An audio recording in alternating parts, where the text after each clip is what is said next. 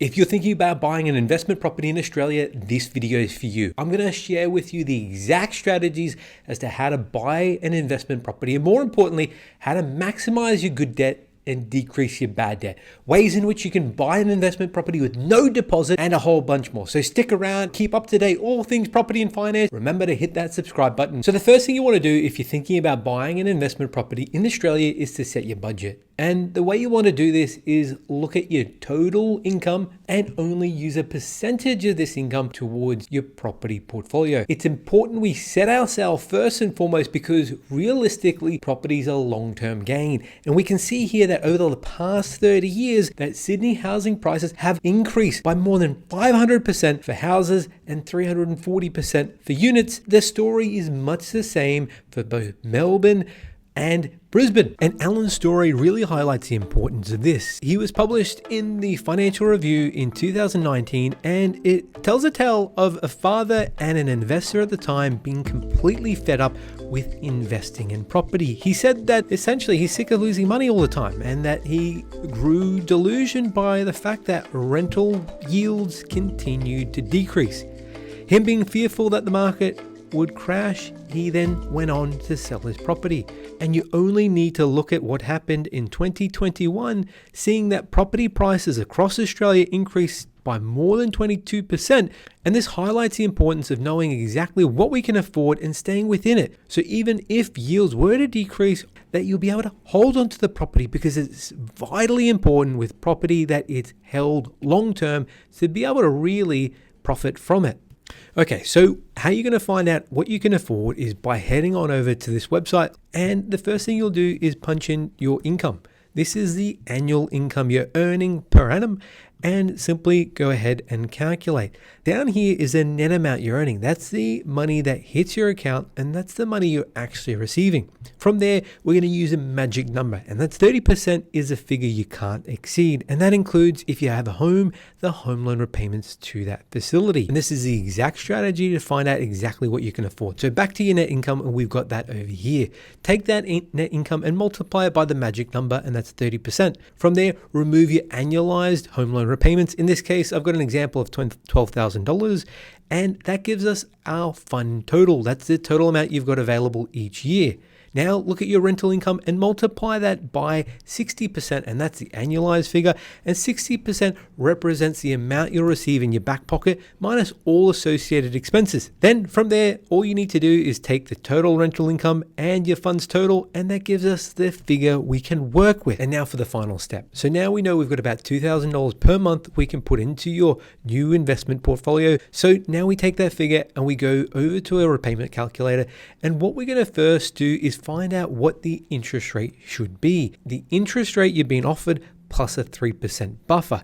This will make sure that you've got sufficient buffer so when rates increase or decrease that you're prepared for both good and bad times. So let's say interest rates are 4% at the moment, then it would mean that we'd put a 7% interest rate in here.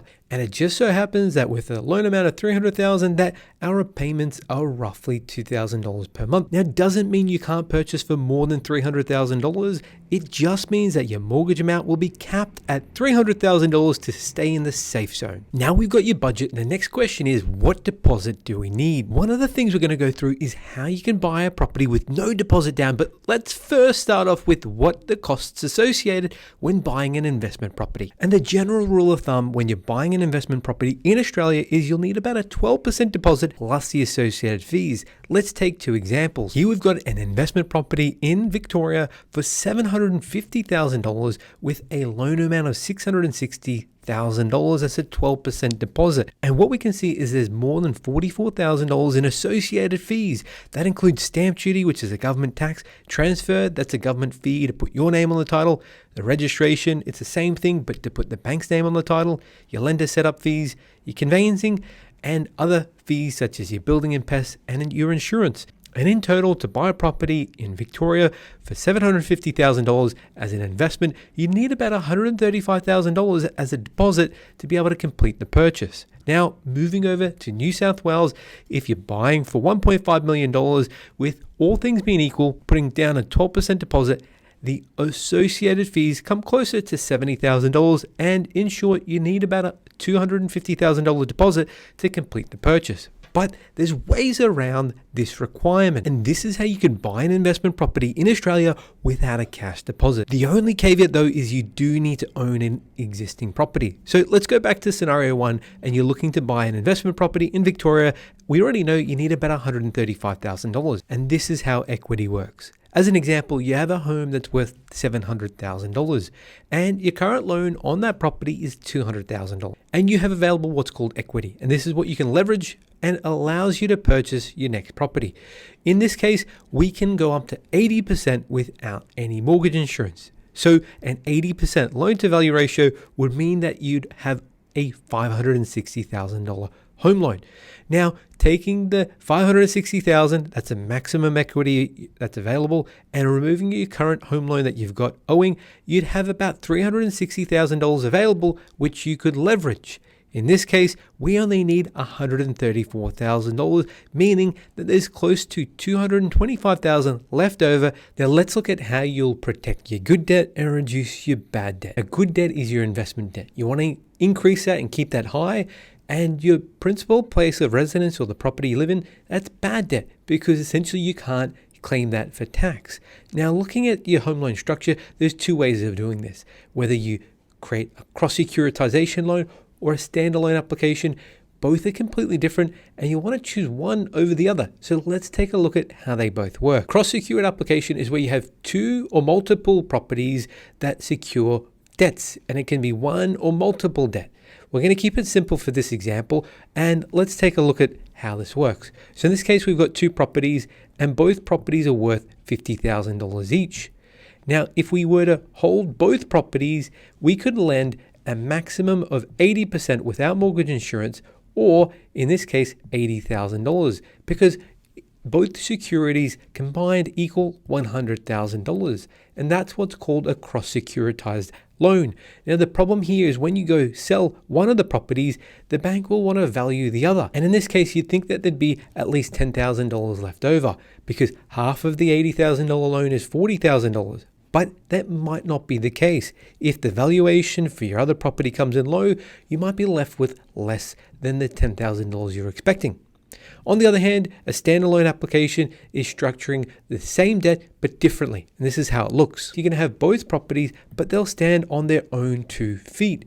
So instead of having an $80,000 loan or taking both properties and lending against them accordingly, you're going to have property 1 with $40,000 against it and property 2 with $40,000 against it. Combined, you're still borrowing the $80,000, but you're borrowing it against each property individually. It means you can go for an application with Bank A and an application with Bank B because both aren't reliant on each other. So when you go to sell one property, it's sold and you know exactly what you're left with, because with Bank B, you actually won't need to complete a valuation because they're not intertwined. They're not relying on each other. And as an investor, the standalone application is the one you'll want to really focus in on. Now we know the right structure to use. Let's look at how to maximize your good debt and minimize your bad debt. Now, your good debt is the investment debt and your bad debt is your principal place of residence.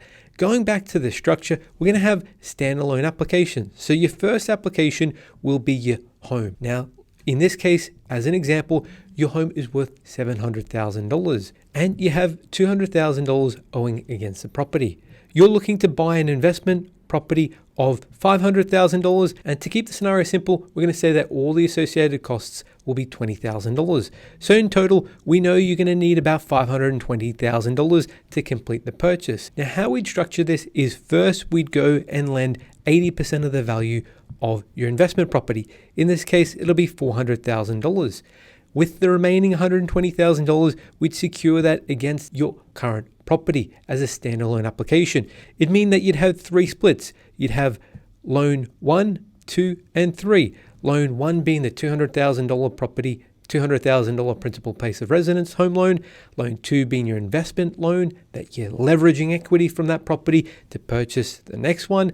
And loan 3 being your investment debt. And your accountant's going to love you because it's very easy to follow which debt's what. And as always, it's best to seek financial advice from your accountant to make sure you're doing the right thing and that your unique financial circumstances are taken into consideration. Now, the next thing you want to do is get your A team together. This includes your buyer's agent, your solicitor, your mortgage broker, all the associated professionals. Now, firstly, starting off with the buyer's agent, and I'd say with a word of caution that the right buyer's agent is worth their weight in gold. They're going to be looking and finding properties off market. They're going to be negotiating and getting you a bargain deal, but they're few and far between. So if you are considering getting a buyer's agent to help you, it's really important you do your research and investigate more than one. Interview as many as you can and really find out what their area of specialty is and what they're going to do specifically for you and how they're going to make the money you spend worthwhile. The next one is your solicitor, and this is also a conveyancer, and realistically they're going to make everything smooth. Once a loan's approved, this is where they really kick into gear. They're going to be doing your searches, they're going to be making sure that your legal representation is upheld and making sure that you don't sign anything that could really cost you hundreds of thousands of dollars. The building and pest inspector, and they're really going to save you bacon. They're going to make sure that the property has no pest issues and it's structurally sound. And finally, your mortgage broker. Your mortgage broker is really going to help guide you. They're going to give you an indication of what your borrowing capacity is and really make suggestions as to how you can increase it if needed. Things like closing off your credit card or even HEX for that matter will really increase your borrowing capacity significantly.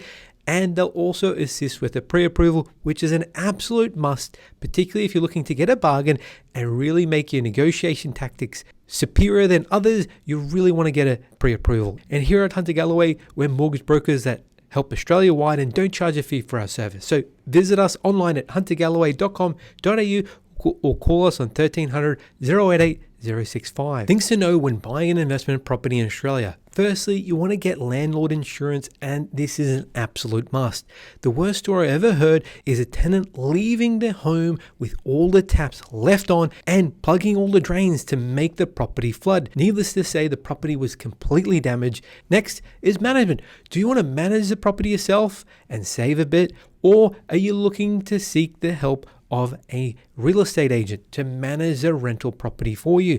It's really important you ask yourself this question, because if you find the wrong real estate agent, you're really just wasting your money on a management fee that you're getting no value for. So when you're interviewing your real estate agents for managing your property, really make sure that they're going to treat the home like your own and that they're going to complete regular check-ins and that you hold them accountable for what they promise. And finally, there's other costs to consider when buying an investment property in Australia. Things like council rates, waters, strata fees, repair and maintenance, which is fairly consistent with older properties, property management fees, and other costs such as your insurance are all things you're going to want to factor in when buying an investment property. If you're thinking whether or not investing in real estate in Australia is a good idea, there are a few pros and a few cons to really consider. The first is the pro list. Realistically, investing in property in Australia allows you to buy a tangible asset and is much unlike shares. It's an asset you can see and feel and even visit. The next one is tax benefits, and negative gearing can be a huge plus, and it's worth talking to an accountant to find out exactly what this means for you. And finally, leverage. You can really leverage equity. So if you own a home, it means you can buy an investment property with little to no deposit down. Really enables you to continue to build a portfolio. The cons are that the transactions can be slow. So if you are looking to sell, it's unlike shares, we can sell and have the money within days. It can take sometimes months and even years to sell a property depending where it is. The next thing to keep in mind is that costs for both buying and selling can be high, and it's really something if you're looking to invest in real estate in Australia, you really want to have a long-term view. And I'm talking decades, and it's not like the share market where you can day trade, something you've got to have a long-term view. And finally, diversification. It is harder to diversify because there's only so many properties you can own on your own. And here at Hunter Galloway, we get home loans approved. So if you live in Australia and looking for a great mortgage broker, we can help. We help Australia-wide and don't charge a fee for our service. So reach out and visit us online at huntergalloway.com.au or call us on 1300 088 065. Thanks for watching, and until next time, I'll see you then.